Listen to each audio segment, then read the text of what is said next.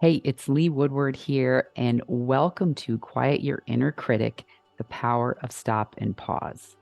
Now, if you're anything like me, you've had those moments where you know you're prepared, you know your stuff, you know your purpose, you know what the intent is, and just as you get ready to go, you have that little voice pop up. The little voice that maybe asks you, do you really know it that well? Well, what if somebody asks about this? I don't think you know that well.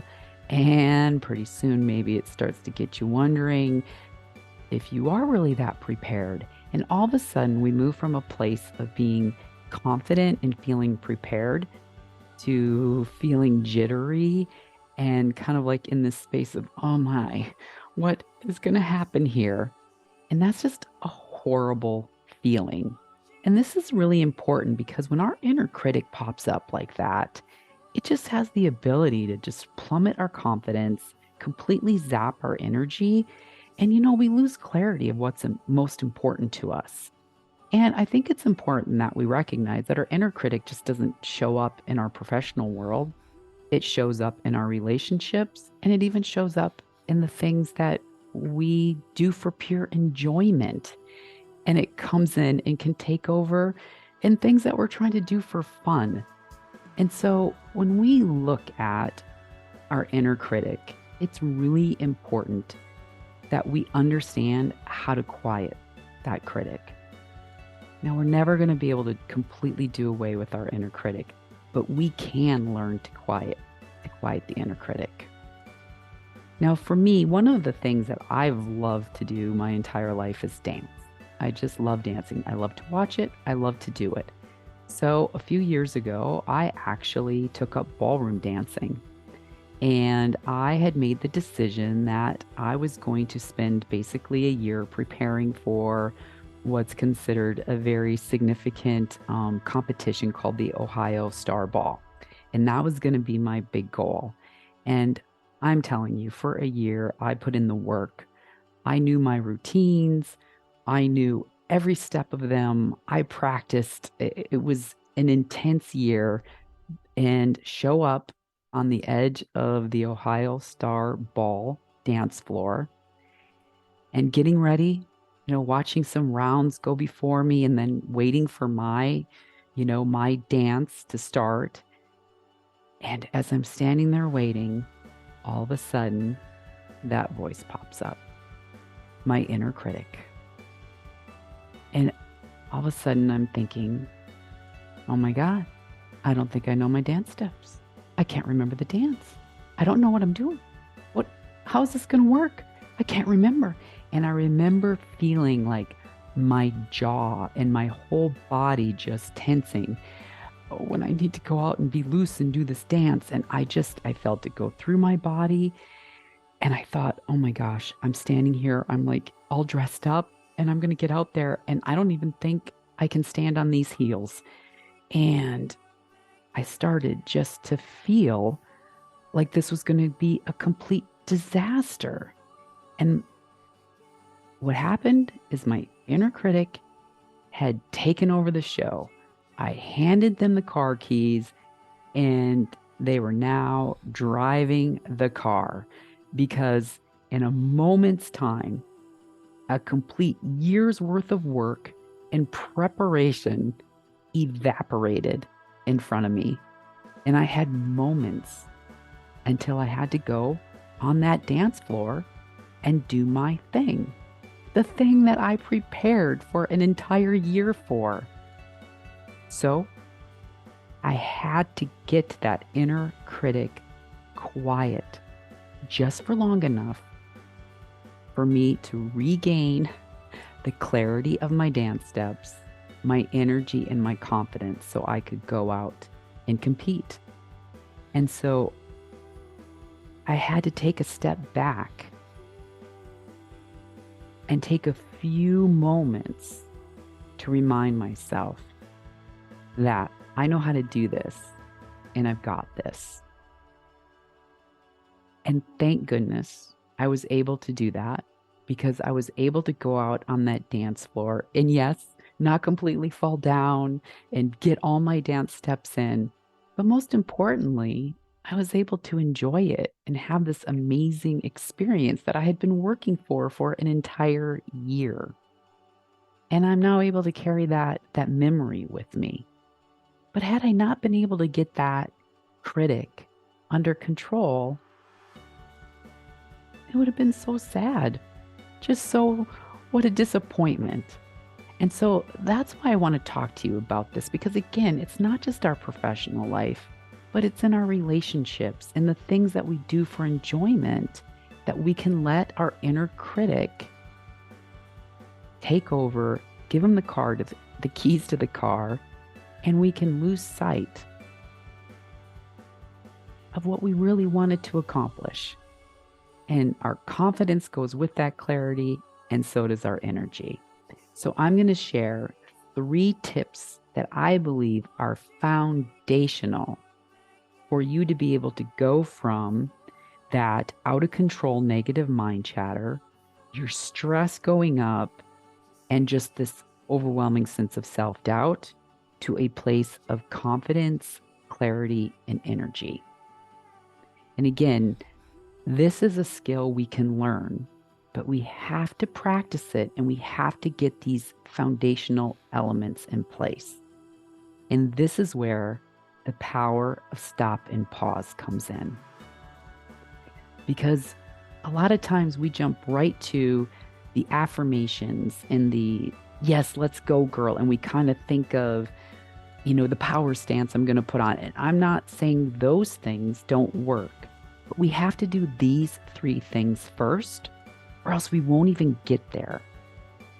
And the first one is understand when our critic is taking over. Because here's reality.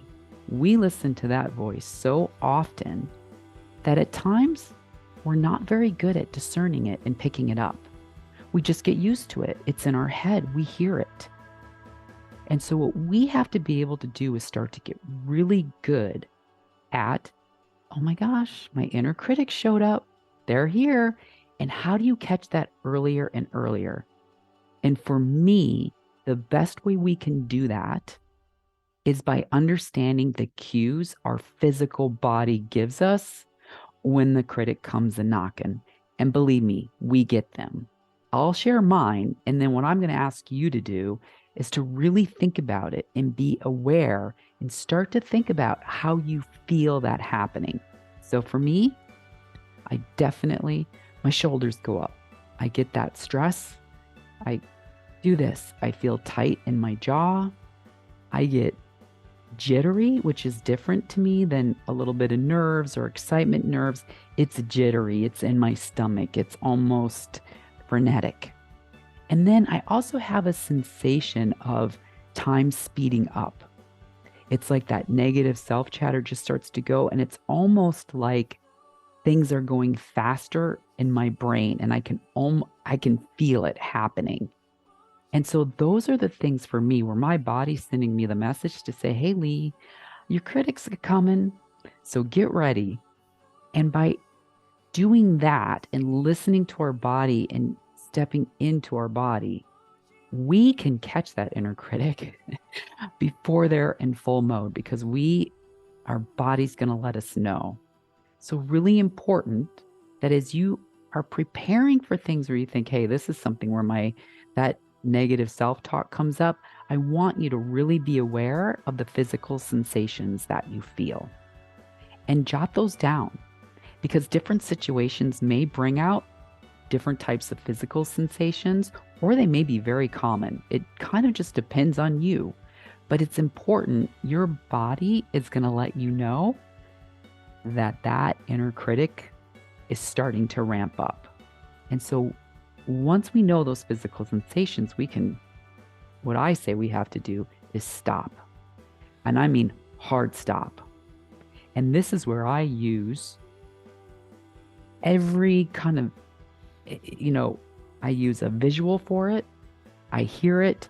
I feel it, because I want you to have some type of pattern interrupt that you use. It could be a visual cue. It could be a word you say to yourself.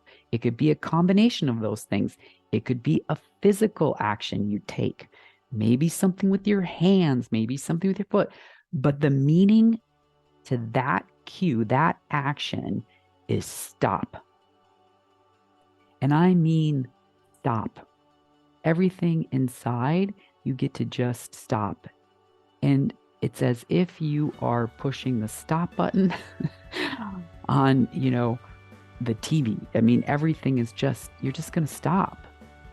And by allowing yourself to just kind of break, it's a pattern interrupt, which one makes our critic go, wait, what's going on here? What do you mean stopping? She's supposed to be freaking out right now. You're not stopping.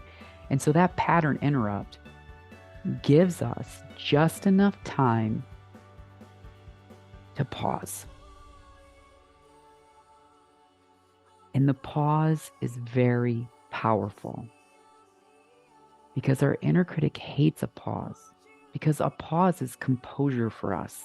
It's us taking the car keys away and saying, nope, you're not driving away this time. And so the pause is incredibly powerful. And the way you can pause first after you've stopped, and I want it to feel abrupt after you've done that stop.